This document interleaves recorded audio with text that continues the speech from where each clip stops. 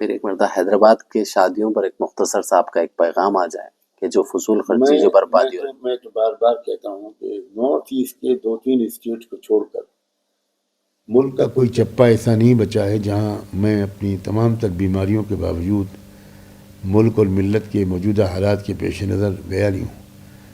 پچھلے 15-16 سال سے میرا علمی کام رک گیا، میرا تصنیفی کام رک گیا، اس لیے کہ میں شہر شہر گاؤں گاؤں جا رہا ہوں۔ حیدرآباد میں صلاحیتیں بہت ہیں، لیکن مجھے بہت دکھ کے ساتھ یہ کہنا پڑ رہا ہے کہ حیدرآباد کے لوگوں سے زیادہ، خاص طور پر مسلمانوں نے حیدرآباد سے زیادہ اپنے مال اور خوشحالی کو ویسٹ کرنے والے کہیں کے مسلمان کم سے کم میں نے نہیں دیکھے۔ مسلمانوں نے حیدرآباد کو یہ بات معلوم ہونی چاہیے کہ RSS یا اس کے بعد نمبر 2 پر جو سب سے بڑا برہمنی NGO ہے گایتری پریوار کے نام سے، تو انہوں نے اپنے ممبرز پر شرطیں لگا رکھی ہیں کہ آپ کو 50,000 روپے سے زیادہ نہیں خرچ کرنا، 51,000 روپے سے زیادہ نہیں خرچ کرنا، بہت سخت شرطیں لگا رکھی ہیں، اور وہ پیسہ اپنا پیسہ قومی مشن میں لگا رہے ہیں۔ اور مسلمان پورے ملک کے مسلمان اور خاص طور پر حیدرآباد کے مسلمان، وہ اپنی آمدنی کا شاید میرے خیال میں 80-90% پیسہ ایک دن میں پھونک دیتے ہیں، زندگی بھر کماتے ہیں اور شادی کے دن سب کو جلا دیتے ہیں، ایک دوسرے سے آگے بڑھانا، ایک دوسرے کو نیچا دکھانا۔ جتنے شادی خانے میں نے حیدرآباد میں دیکھے ہیں، مجھے یاد نہیں کہ میں نے کہیں اور دیکھے ہوں، اور جتنے کھانے کا ویسٹیج یہاں دیکھا ہے اتنا شاید ہی کہیں دیکھا ہو۔ تو یہ اللہ کے عذاب کو دعوت دینے والی چیز ہے۔ نظام حیدرآباد کے دسترخوان بھی بہت بڑے ہوا کرتے تھے، لیکن پھر انجام کیا ہوا؟ تو اللہ تعالیٰ کبھی بھی کسی طاقت کو بھی کھڑا کر دیتا ہے، لیکن وہ تو ڈنڈا ہوتا ہے، پیچھے اللہ کا ہاتھ ہوتا ہے۔ میں بہت محبت اور احترام کے ساتھ مسلمانوں نے حیدرآباد سے درخواست کروں گا کہ آپ کچھ کریں یا نہ کریں، اپنے مال کے خرچ کی ترتیب کو درست کریں، قوم کی غربت اور جہالت کو دور کرنے پر اپنا مال لگائیں، اپنا وقت برباد نہ کریں شادیوں میں، بہت سادہ کریں شادیاں، دکھاوا نہ کریں۔ آج کل اکثر شادیوں میں شادی کے کچھ ہی دن کے بعد میاں بیوی میں پھوٹ پڑ جاتی ہے۔ اس کی وجہ یہ ہوتی ہے کہ نظر لگتی ہے اس شادی پر کسی غریب لڑکی کی۔ اگر یہ شہنائی بجاتی ہوئی بارات گزرے گی اور سڑک کے کنارے کوئی جھوپڑی، کوئی گھر ہوگا جس میں کسی غریب گھرانہ رہتا ہوگا، اور اس بیٹی نے کھڑکی سے جھانک کر اس بارات کو دیکھ لیا اور پھر تکیے میں منہ چھپا کر پھوٹ پھوٹ کے رونے لگی کہ کاش میرا باپ زندہ ہوتا، میں یتیم نہ ہوتی، کاش میرا باپ اتنا غریب نہ ہوتا، تو مجھے بھی کوئی دلہن بنا کر لے جاتا۔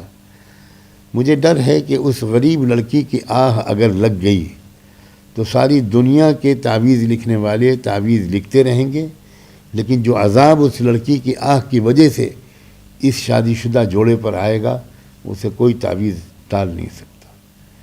میری بہت گزارش ہے کہ خدا کے لیے اسلام کو بدنام نہ کریں۔ میں ایک بار ایک ہائی کورٹ کے مسلم جج کی بیٹی کی شادی میں شریک تھا۔ میں شادیوں میں نہیں جاتا، بالکل نہیں جاتا، لیکن اس شادی میں جو گیا تھا، آج سے 15-20 سال پہلے کی بات ہے، وہ ایک بہت بڑے اللہ والے کے حکم پر گیا تھا۔ تو وہ چونکہ جن صاحب کی بیٹی کی شادی تھی وہ ہائی کورٹ کے جج تھے، اور لڑکے کے باپ جو تھے وہ IPS آفیسر تھے، ہمارے UP کے DG کے وہ پرسنل اسسٹنٹ تھے، تو ان سے بھی میرا رابطہ تھا۔ تو DGP UP کے جو تھے اس وقت مسٹر پرکاش سنگھ، وہ ان کے پاس ہی مجھے بٹھایا گیا تھا۔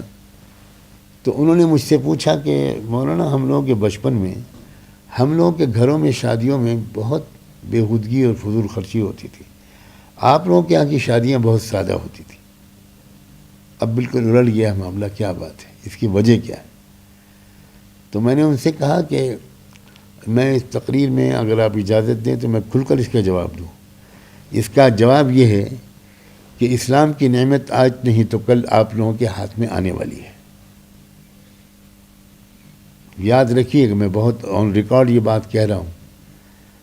اللہ تعالیٰ جب ایک حد تک مہلت دیتا ہے کسی مسلمان نسل کو، لیکن جب مسلمان صرف نسلی مسلمان رہ جاتے ہیں اور اسلام کا بڑا حصہ ان کی زندگی سے نکل جاتا ہے، تو اللہ تعالیٰ اس قوم کو اسلام سے محروم کر کے دوسری قوم کو اسلام کی نعمت دیتے ہیں، جیسے تاتاریوں کے زمانے میں ہو چکا ہے، اور تاریخ اپنے آپ کو بار بار دہراتی ہے۔ اس وقت بھی آپ دیکھیے کہ فلسطینی قوم کی ہمت، بہادری اور ہر حال میں اللہ کا شکر ادا کرتے رہنے کے ان کے عادت کو دیکھ کر سینکڑوں اور ہزاروں لوگ مغرب میں مسلمان ہو گئے، اور روز یہ سلسلہ جاری ہے۔ تو یہ مسلمان جو ہو رہے ہیں یہ اتفاقی واقعہ نہیں ہے، ہمارے اندر سے اسلام جا رہا ہے، دوسری قوموں کو مل رہا ہے اور ملے گا۔ ایک وقت آئے گا کہ ہماری ملک کی اقوام کو بھی یہ نعمت ملے گی۔ ہماری دعا ہے کہ سب کو ملے، مگر اللہ ہم سے نہ چھینے، ہمیں صحیح مسلمان بن کر جیتے رہنے کی توفیق عطا ہو۔